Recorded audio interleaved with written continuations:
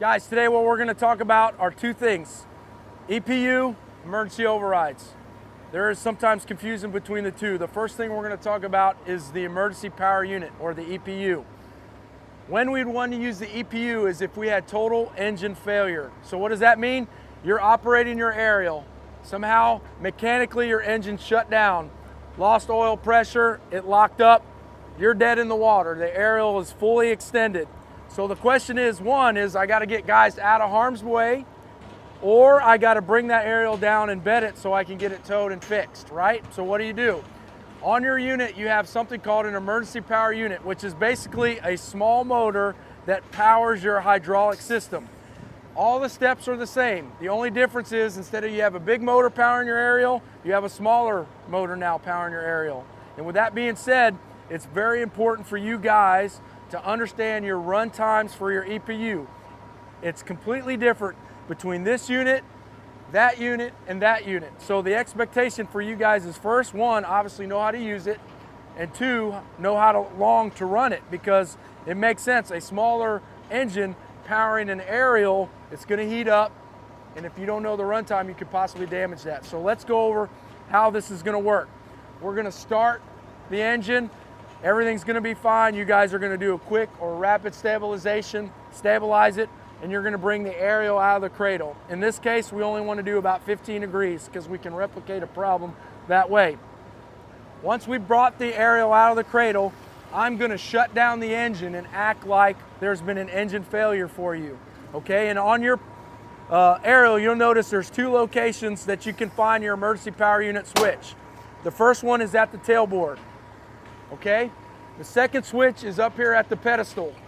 Those two switches power one motor. So what does that mean? What does that help you out with?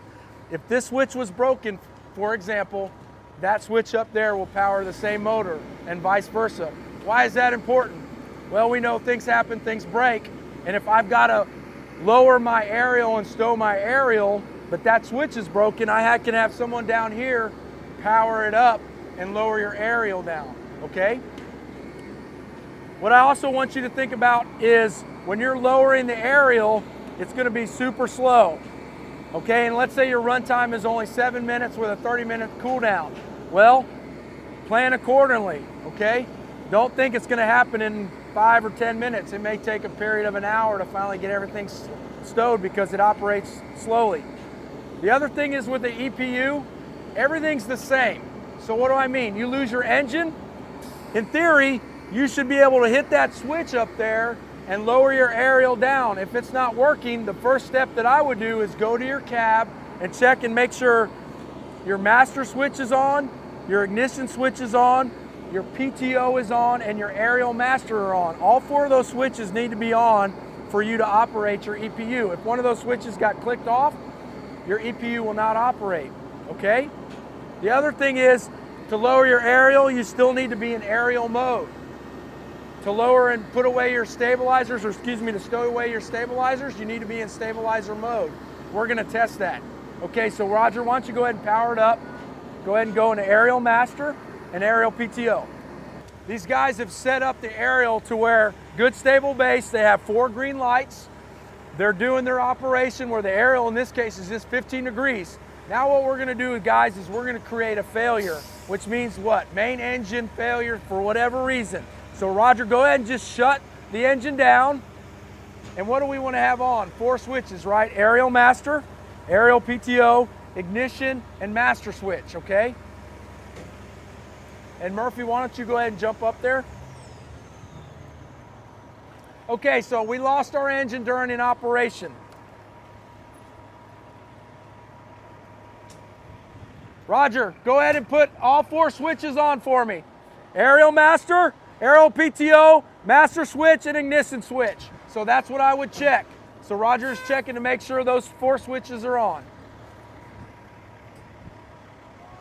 Okay, so all engine failure, Roger verified those 4 switches are on. We have to stow the aerial now, or get people out of harm's way with main engine failure. We need to employ now the EPU. Notice we have Murphy up there is going to do that for us. His switch looks exactly like this. Okay, and so what he's going to do is he's going to hit that EPU switch. go ahead and hit the EPU switch and start to lower the aerial, and you might want to get a shot of the aerial being loaded or lowered down. Everybody watch and see how slow that EPU operates.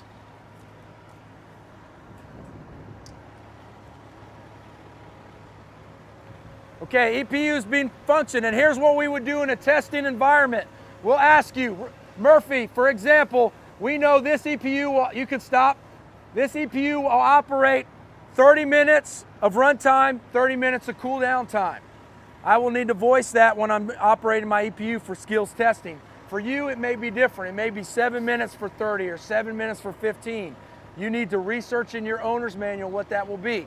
Now, we're gonna say for all intents and purposes, this is a continual operation. Murphy, go ahead and bed that all the way down. So we're gonna try to put this aerial up in EPU mode. And you see it's pretty easy for one guy to do this, okay? It's pretty easy. We're gonna have you guys do the other part of the EPU switch. Go ahead, stop for a sec. Now, go ahead and what we're gonna do is I want you to lift it out of the cradle here in a second, but we're gonna say his EPU switch is broke on the pedestal, but he needs to move the aerial. So Norman, why don't you go ahead and hit that toggle switch over here. Go ahead and lift the aerial up just a little. It's lifting, go ahead and lower it down. So that shows you that both switches operate the same motor. Does everybody see that? Are there any questions on that? Tell them when you're done. Done, okay. So now we've stowed the aerial. Guys, just because we're taping, I don't want this to take away from you guys being involved. I don't want to talk to a bunch of cardboard cutouts, okay? So have some life, ask me a question, I don't care. If you don't understand, we're gonna stop. Yes, go ahead. So the life of these motors, yes.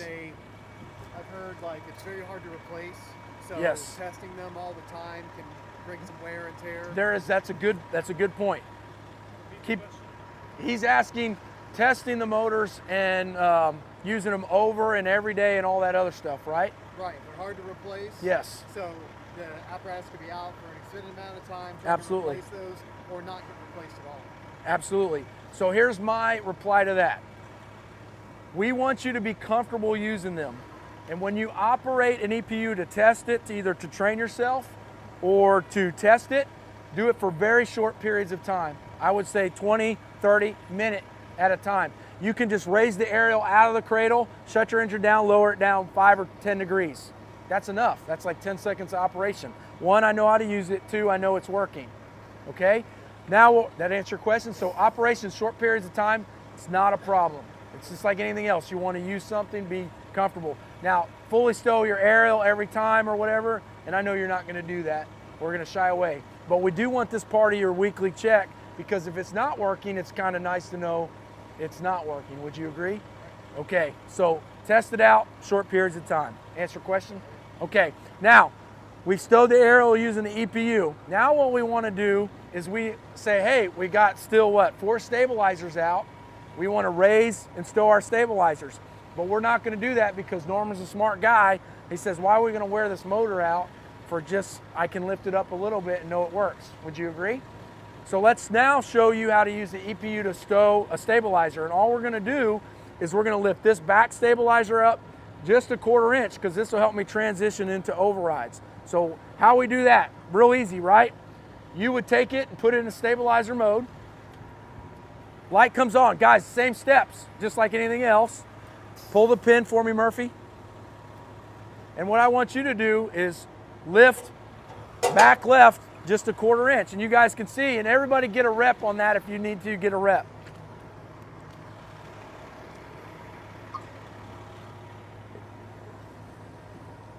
Go ahead and have it come up just a 1/4 inch so we can see a little air between there. Good enough. All right, guys, would you say, and if you need to get a rep and get your hands and figure that out, please put your hands on it. What we're going to encourage you to do is definitely go back to ladder 17, quint 1, wherever, and put your hands on, because every override switch looks a little different. Run times are different. Where it's located may be different, okay? Are there any questions on how you could stow now your stabilizers using your EPU? Any questions in general on EPU usage? You guys look like somebody shot your cat. This guy fucking sucks teaching. I hate this guy. No, I had that one question about run times because my manual said 30-30. 30 for 30. I That's a long time. 30, it is. Right. But here's the deal, think about it. It's air cooled, all right? So 30 minutes of continuous usage. In some cases, it may be using some gravity to help release hydraulic stuff, okay? So it's not necessarily lifting and all this other stuff. It may be in your stabilizers for all intents and purposes. Use according to manufacturer. All right, so now we talked about EPU usage and hitting your switch and running your EPU. Just be once again familiar with your run times.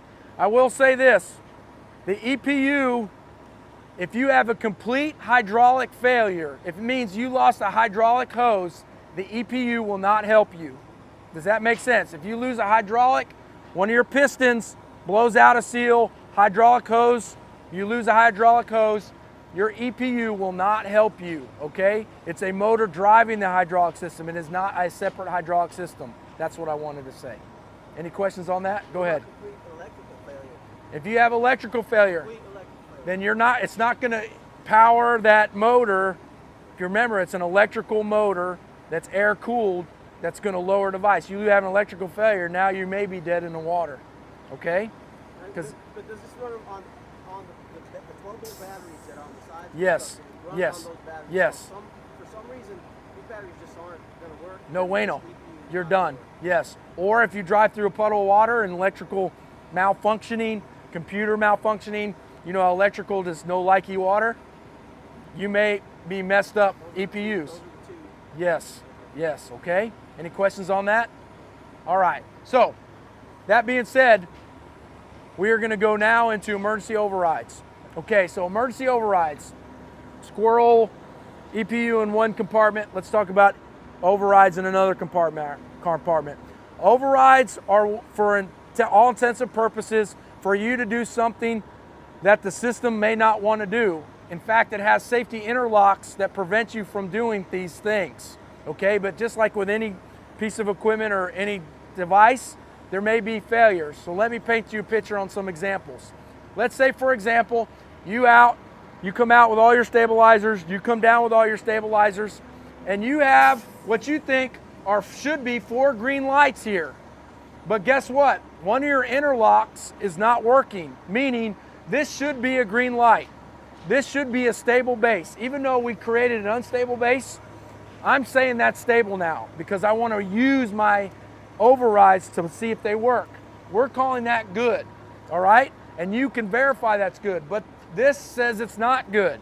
So what do? Because we still have to raise the aerial and do our operation, whether it's a rescue, master stream operations, go to a roof, etc. Norman, your captain, Captain Volke, is gonna say, I wanna go to the roof, and you're saying, crap, I do not have 4 green lights, but I know it's a good base. How can I do that? Well, let's do that, all right? Go ahead and start the engine. Make sure aerial master, aerial PTO. And as he's doing that, what we're gonna do is we're gonna open this compartment and we're gonna show that there are 2 overrides here that we wanna look at. One is aerial and one is stabilizer. So if you need to get a picture of that, you can probably peek in there.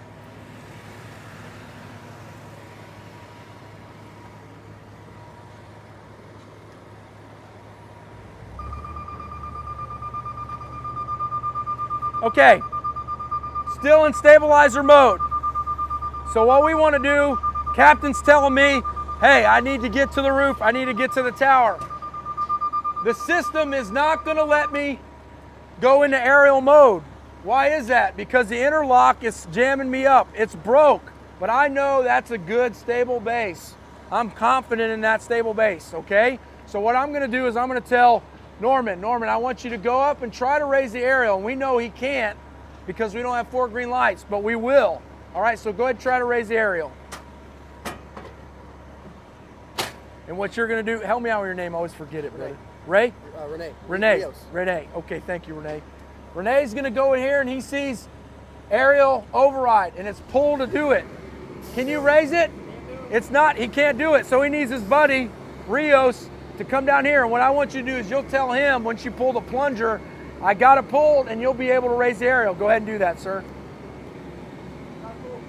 Now, you'll notice that the aerial's going to clear the cradle. There's a toggle switch on the cradle, okay?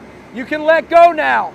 Once that aerial clears that toggle switch, Norman, you have complete usage of your aerial. See, show him. You do not have to maintain active control of that override once you clear the cradle. Here's the important point, guys. You are doing something the system, what? Tried to prevent you to do. So now it's kind of carte blanche for you guys to what? Be very cautious and confident that you have a stable base here because it's letting you do anything. Okay, and in case you didn't have a stable base and you came onto this side, what's going to happen? No mas. Do you understand what he did? Take a look and you can see what he did. So now he can operate by doing that override. Does that make sense? Okay, if Norman was going to bring it back and put it in the cradle, once he hit that toggle switch, you see that toggle switch I'm looking at? If you look in the nest of the cradle, there's a little pokey thing out. Once he hits contact with that, it's going to lock him down. That's the trigger point, okay? Then you'll have to do the override again. Okay, here's another example when we would need to use override. You're operating your aerial. You started out with 4 green lights, good stable base, but because your quint, water shifted in the tank, something became unstable because you came over all the way right. One of your back stabilizers came off the ground a little bit. Whatever scenario happens, you lose a green light during operation of your aerial. Somehow, what is going to happen once you lose a stabilizer during operation, meaning you lose a green light? What's going to happen, Norman? It's going to cold dead in the water, right? And let's look at how that will look. Murphy was operating. He loses his left rear stabilizer for whatever reason. Now what we're going to do, if I was to switch over, can I come over here and try to lower that stabilizer down? Rios, let's see if we can do that. Will it let me do that? Don't do anything right now. Go ahead. I'm talking to Murphy. Is it letting you do anything? So he's dead in the water. So how we fix that is where Roger's going to come over here, pull the plunger that says stabilizer override. Go ahead and find your green light. 4 green lights. 4 green lights. Now what Roger will do to help him out, flip his switch back over. In theory, he really didn't even need to switch his switch back over. He could have done it with it still in the aerial mode because he would have overridden anything. Does that make sense? Okay? What you did is basically fix the problem because the interlock stopped you cold in the tracks. Does that make sense to you? You can see it. So, the question is do I need to go into aerial, from aerial mode to stabilizer mode to do my override with the stabilizers? The answer is no. You can stay in aerial mode, do your stabilizer override, and fix your stabilizer if you want to, okay? Because you remember, you're overriding safety interlocks in general.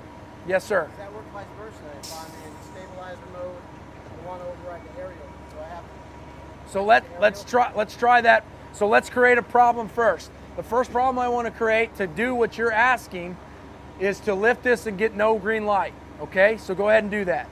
So you'll have to do what? He can stay in aerial mode. Go ahead and do override and lift it up just a 1/4 inch. You lost your light? Good. Murphy, go up there, try to move the aerial. Tell me if this answers your question. Can you move the aerial? Yeah. Okay, it's because why? Because we have already overridden it from the previous thing. So what I want you to do is come down all the way to hit that toggle switch to reset the system, so to speak. Does that make sense? Yeah. We're still in the override mode of aerials. We need to kick in the interlocks, correct.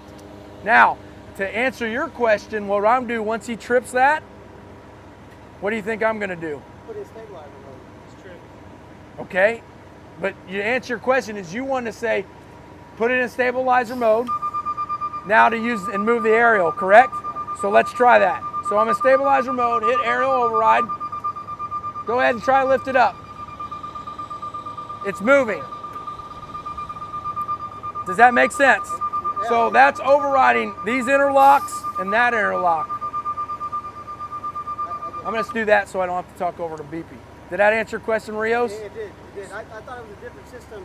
That just kind of like a mechanical switch so that the hydraulic fluid goes somewhere else. So I didn't figure just because of this area. Remember, it's not necessarily rerouting hydraulic fluid. What is it doing? It's bypassing safety features safety interlocks so you can execute duties. These interlocks may either be faulty, broke, whatever, so you can what? Move your aerial, move a stabilizer, okay?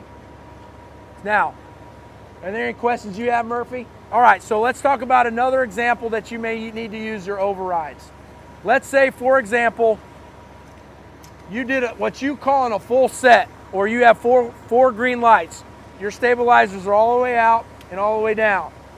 But somehow, even though you have 4 green lights, let's say on this side, somehow your interlocks are saying this is a short jack side. They're short jacks for whatever reason. So what do you know is going to happen on a short jack side if it's this side? Is the aerial going to go all the way over here? Absolutely not. That's right, because what? We create tipping, right? So your aerial should stop. That's what you'll see. You're going to be operating, all of a sudden you stop, and you're like, what's going on here? I have a full set on that side. Your interlocks are saying to you that's a short jack side. So you're going to have to come in what? There's safety interlocks that's left and right that are just where Murphy's leg is. There's a turntable just under the turntable, actually right to your right. There's a little peekaboo tray. We'll go take a picture of that, and you'll see left rotation, right rotation. And we're going to practice that.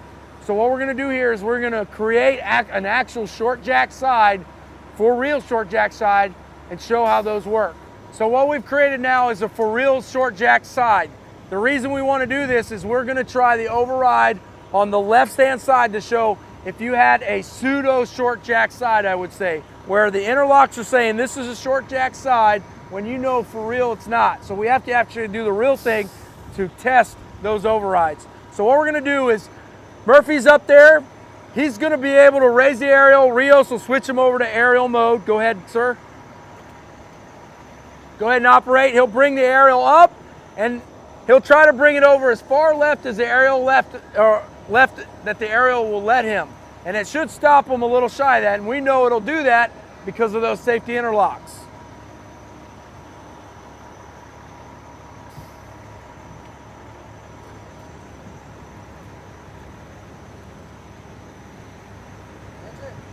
Okay, so we see now he's stopped.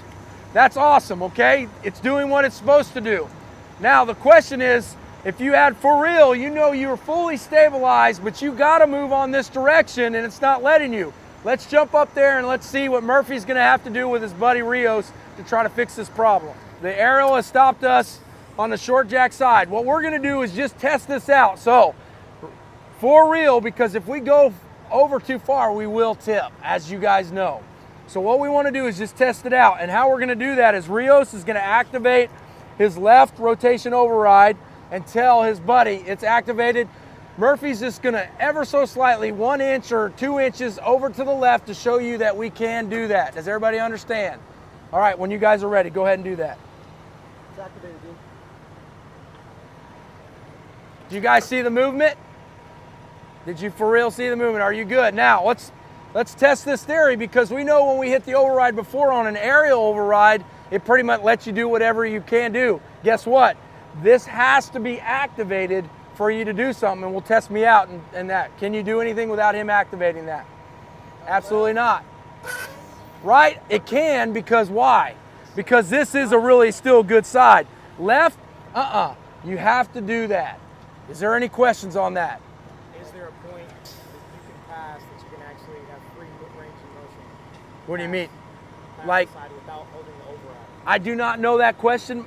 Here's what I'm going to tell you, just based on this limited test that we do, is this plunger has to be fully activated through that entire motion over here, because remember that interlock is saying this is a short jack side, and it's going to keep it a short jack side. There's not a point to where over here it's not short jack side anymore, right? It's good. But as it comes here to probably right around into this point is still short jack side because of what? The weight shift. So yes, after this point, you don't need it, don't need it, don't need it, don't need it, don't need it. Bam, I hit it. Then I have to activate it to come around to do a full rotation. I would suggest not to test that, okay? Just for whatever it's worth. Here's what I would do though. I would absolutely create a short jack side scenario just to test it for that inch or two to make sure.